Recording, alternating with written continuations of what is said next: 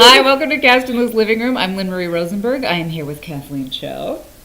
Kat is an actor, writer, singer, and producer. You might know her from 30 very talented seconds on Broad City. And you are about to know her for a Netflix series coming out next fall, to be announced. TBA. You might not know her as a blurry office worker in a Comcast commercial, but it doesn't matter that you didn't know her because that gig paid her health insurance for a year. Oh, to be an office worker. Blurry office worker. When I asked Kat what she might want to talk about today, she said, I'm always up for a good discussion on racism or misogyny. So I thought we'd talk a little about racism and misogyny, or more notably, roles for Asian women. Sometimes a content maker might be confused about what they're looking for. Pretty Korean girl, 24 to 28 years old, East Asian, China, Japan, etc., South Asia, India, female. Korean, like Right. Indian. Because we're just all the Asian, yeah. Apparently you're just all the Korean. Sometimes they might say one thing but mean another. Cindy, open ethnicity. Cindy is an Asian loudmouth girl that works as a marketing manager. And you know what open ethnicity means. They're probably going to cast a white woman. Yeah, and blonde. On the other hand, your Asianness might be the only thing they know for sure about the character. Petite Asian woman, 40 to 100 years old.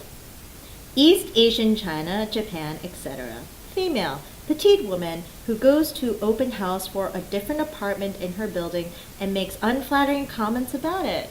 We don't know what we want, just that she's Asian. And 40 to 100 years old.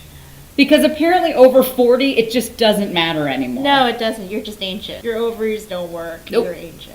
As an Asian woman, don't expect to do much talking. Old waitress, 50 to 70 years old.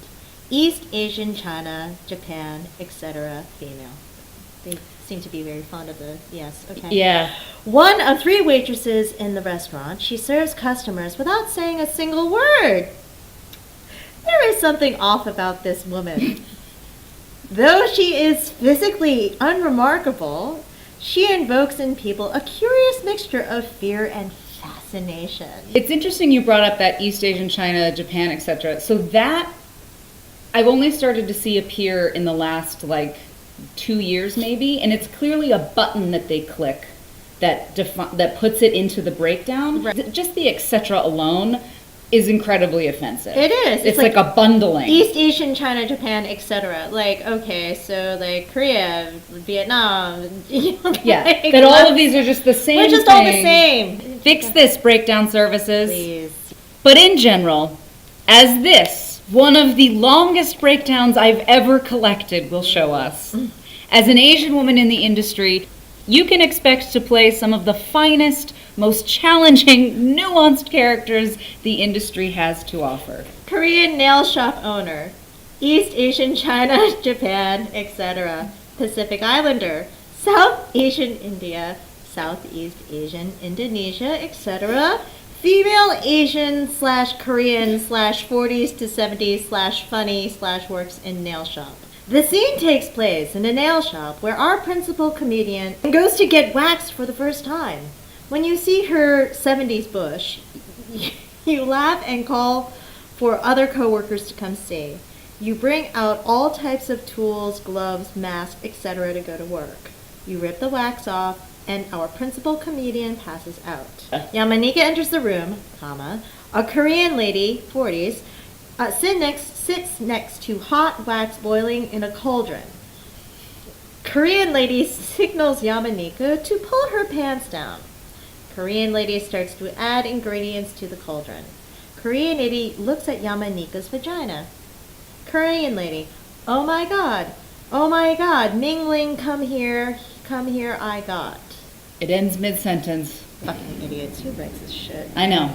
Do you see, I mean, have you seen things like this in your trials and travails in the industry? It was a production of As You Like It. I went in for Celia, and they didn't offer me Celia. They're like, oh, your Celia's really good, but we're going in another direction. But they were like, so we see the Forest of Arden as being like all these sort of like, you know, misfits and like, you know, artsy people, and Audrey is this like wonderful sex goddess, and we think you'd make a great Audrey. And I was just laughing because I'm like the goofiest person in the world, and like, you want me to be a sex goddess?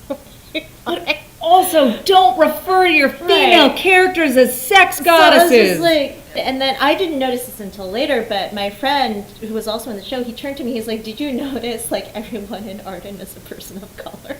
The rest of us are, like, white, and I was like, oh, wow. Like, I didn't even notice. Diverse doesn't mean that you put a bunch of people of color around a white person's story. Like, that's not right. Being diverse. I feel like you do see that a lot in some of these older, if you're talking about in the canon Shakespeare, where there's still this block with production teams that, well, the leads have got to be white, or the like the main family, whatever you're talking about, has to be white. So we're gonna make the magic land, you know, these pieces that have magic lands in them. The fairyland. People of color. Because we're all mystical, like, beings, and you're like, and it's exactly as you say, you're sort of doubling down on ingraining otherness by putting your diversity in that world. Right. Well, listen, you speak English so well. Oh, wow, really? Yes, well. Which I'm only saying because she said she gets that a lot. Tell me about that. That actually happened during a review of mine while I was in school. Like, one of my teachers was like, you speak English so well. I was like, well, I was born in Brooklyn, so I would like to think that has something to do with it.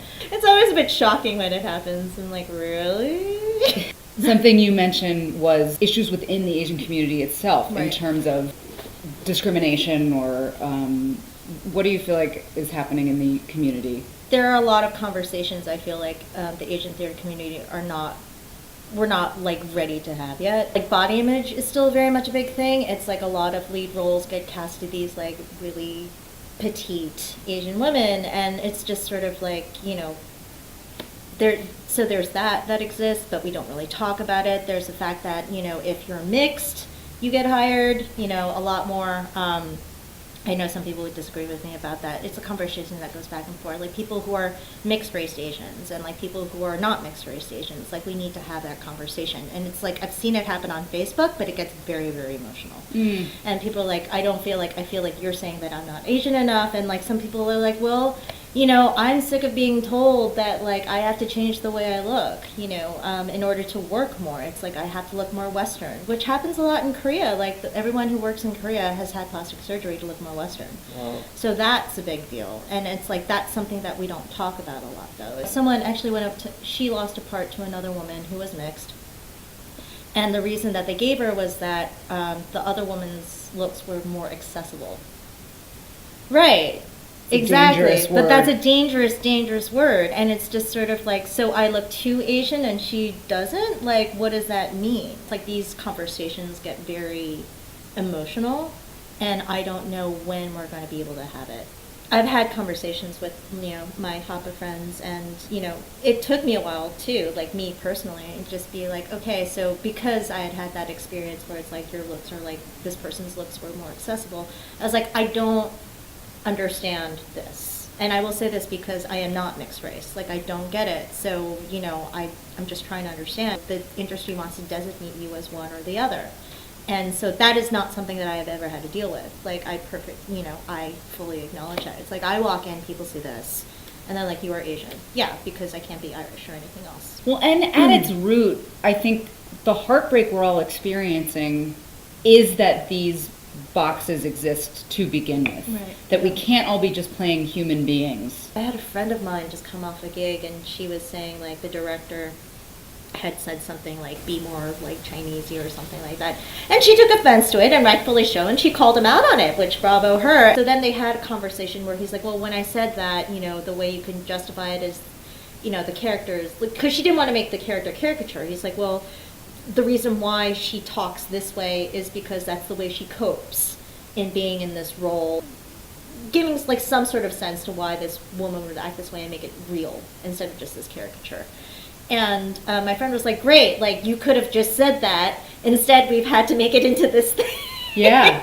Be sensitive. Like, make sure that you know what you're saying when Right. the words come out of your mouth. Or just don't be lazy. It's Yeah. just Or don't be lazy. Just don't be lazy. It's, Yeah. Well, on that note, Hi. thank you so much for being here. Thank you for having me. Thank you for watching. And as we like to say, take care of each other and be professional and don't be lazy.